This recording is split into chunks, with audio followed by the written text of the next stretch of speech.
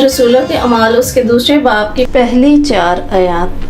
जब ईद पेंतेकोस्त का दिन आया तो वो सब एक जगह जमा थे कि यकायक आसमान से ऐसी आवाज़ आई जैसी ज़ोर की आंधी का सन्नाटा होता है, और उससे सारा घर जहाँ वो बैठे थे गूंज गया, और उन्हें आग के शोला की सी फटती हुई ज़ुबानें दिखाई दी, और उनमें से हर एक पर आ ठहरी, और वो सब रूहुल कुद्स से भर गए और गैर ज़ुबानें बोलने लगे जिस तरह रूह ने उन्हें बोलने की ताकत बख्शी। रूह की जुम्बश भी हो गई और मसा बोलेगा, आज बेऐब बर्रे का फसा बोलेगा।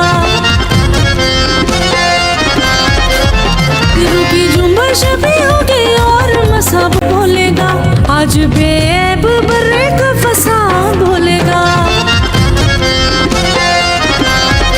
Subscribe.